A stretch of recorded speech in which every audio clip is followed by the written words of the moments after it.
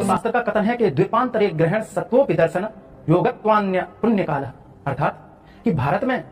दृश्य ग्रहण सूतक हेतु स्नान, ध्यान, जप, तप, दान, पुण्य, कर्म, यम, नियम, संध्या, उपासन एवं मांगलिक अनुष्ठान हेतु बिल्कुल मान्यता नहीं है और इसलिए आप इन सभी चीजों को त्याग दें। सूतक काल में ध्यान रखने योग्य प्रथम बात यह है कि सूतक काल से पूर्व घर की समस्त खाद्य एवं पेय पदार्थ जितने भी हैं उन सभी में तुलसी का दल डाल दें, जिससे उस पदार्थों में किसी भी प्रकार का वातावरण से छोड़ा गया नकारात्मक प्रभाव नहीं होगा, अर्थात नेगेटिव एनर्जी जो होगी वो तुलसी दल की दिव्यता के कारण दूर हो जाएगी। तुलसी दल आपको सूतक काल से पूर्व ही तोड़कर रख लेना है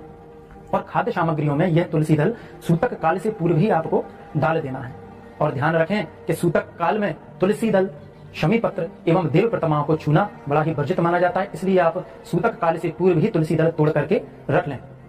सूतक काल में मंदिरों के कपाटों एवं पटों को बंद कर दें एवं उस दिन अपने इष्ट देव का ध्यान करें, क्योंकि धर्मशास्त्रों के अनुसार सूतक काल एक बड़ा ही संकट का समय होता है हमारे देवी देवताओं के लिए, हमारी प्रकृति के लिए, इस धरातल के जीवों के लिए बड़ा ही हानिकारक होता है। तो केवल भगवान नाम स्मरण, इष्ट देव का ध्यान आपको उस दिन करना है और इस दिन आपको नाखून काटना, बाल काटना, बालों में कंघी करना, दातुन करना, साथ ही शयन करना, ये सारी क्रियाएं वर्जित रहेंगी।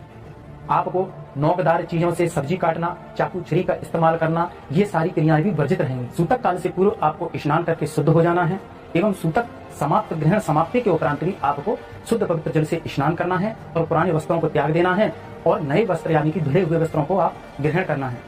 सूतक के उपरांत, ग्रहण काल के उपरांत आपको पूरा घर अच्छी तरह से शुद्ध जल से धोना है, हर जगह धोना है, अपनी रसोई घर, पूजा मंदिर सभी स्थानों को धोने के पश्चात में आपके घर के जो देवी देवताओं की मूर्तियां हैं या मंदिरों की मूर्तियां हैं उनको आप पंचामृत से स्नान कराएं, पंचामृत ना होने पर कच्चे दूध से और गंगा जल से उनको स्नान कराएं। स्नान कराने के पश्चात में परमात्मा की मूर्तियों को आप अपनी यथाशक्ति धूप, दीप, नैवेद्य, चंदन इत्यादि से आप पूजन करें और उनके पुराने वस्त्रों को पृथक कर दें एवं समस्त नए वस्त्र उनको धारण करा दें। और सूतक काल के उपरांत, ग्रहण के उपरांत शास्त्र एवं धर्मों में दान का भी बड़ा विशेष महत्व बताया है, इसलिए आप ग्रहण के उपरांत में किसी गरीब को या ब्राह्मणों को या मंदिर पे आप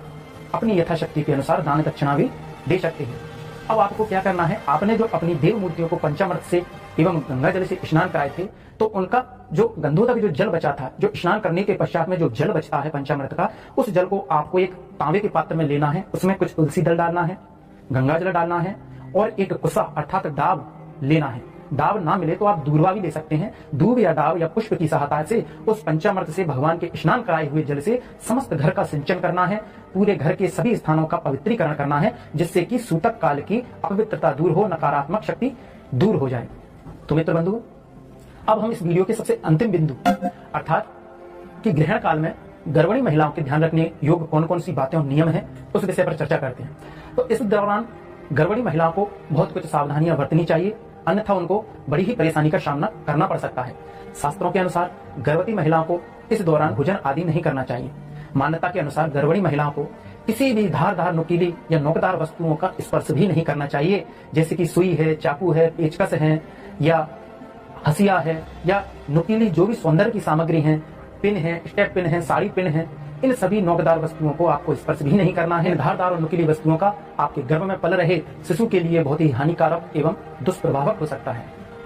संभव हो सके तो उन महिलाओं को हनुमान चालीसा या दुर्गा चालीसा का पाठ करना चाहिए, क्योंकि धार्मिक मान्यता के अनुसार दुर्गा एवं हनुमान जी की कृपा से सभी प्रकार की संकट एवं नकारात्मक शक्तियां दूर हो जाती हैं, पास में नहीं आती हैं। साथ ही साथ गर्भणी महिलाओं को अपने इष्ट देव का एवं भगवान नाम स्मरण करना चाहिए और उनका भजन करते रहना चाहिए। तो मित्रों, आशा करते हैं कि आपको ग्रहण से संबंधित इस वीडियो की जानकारी अच्छी लगी होगी। यदि इस वीडियो के अंतर्गत कोई भी मेरे द्वारा त्रुटि हो गई है उसके लिए मैं क्षमा प्रार्थी हूँ। साथ ही यदि आप इस YouTube चैनल से नए जुड़े हैं तो इसको सब्सक्राइब बटन दबा करके इसकी बेल आइकन को आप ऑन कर दें, जिससे कि आगे की जो भी वीडियो है वो आपको आसानी से मिल सके। आपका अमूल्य समय देने के लिए बहुत बहुत धन्यवाद। तो चलिए आज के लिए बस इतना ही, आगे मिलते हैं नई वीडियो में कुछ नया लेकर के। तब तक के लिए जय श्री महाकाल, जय श्री राम, धर्मो रक्षति रक्षता।